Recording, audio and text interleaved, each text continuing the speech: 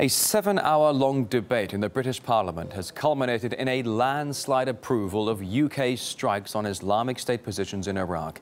All three major parties backing the initiative. The bombings could be unleashed any moment now. RT's Polly Boiko spelling out the key issues of the operation. Well, the Royal Air Force mission is called Operation Shader, and it's said to already be underway, which means that we could see UK airstrikes in Iraq in the next coming hours. The UK is using 6 RAF Tornado jets. They have been stationed in Cyprus for the past several weeks. They had been carrying out surveillance missions, but they will have now been transformed into a combat role. The Ministry of Defence is said to have already identified the first targets that they intend to hit in Iraq.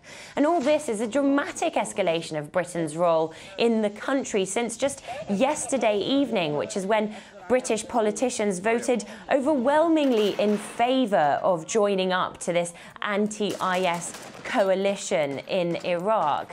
The debate about whether or not to join the coalition lasted 7 hours, but this war could drag on for several years. The Prime Minister didn't shy away from admitting that. This will, of course, be Britain's third foray into Iraq in a single generation.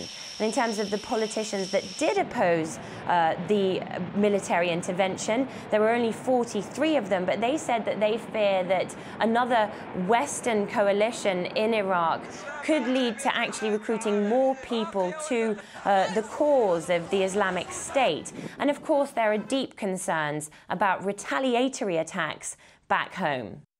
Polly Boiko reporting. Now, according to the government, the UK has committed itself to the bombings for at least 2 to 3 years. The Royal Air Force most likely using its bases in the Persian Gulf and Cyprus. 6 jets already said to be locked and loaded, so the strikes could begin within the next few hours. And how many sorties are we thinking about here? Possibly up to 16 strikes a day. But critics are saying the UK's plan is actually flawed at its very core. This obviously wasn't a free vote. We know it wasn't a free vote. People have been sacked for voting against the motion.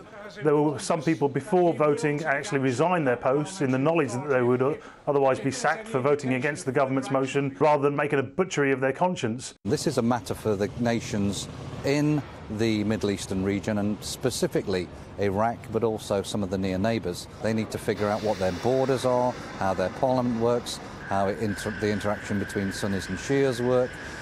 Unless we resolve those problems, Britain, America and other countries going in every 10 years or so, it's firefighting rather than addressing the root causes of the difficulties. I mean, it's interesting, isn't it, that the language they use, they say, oh, we may have to go into Syria because Assad has failed to defeat ISIS, right? The truth is the exact opposite. They want to go into Syria because ISIS and its allies have failed to defeat Assad. So ISIS is a useful way to enable them to get the involvement, the bombing of Syria underway that they weren't able to get parliamentary approval for this time last year.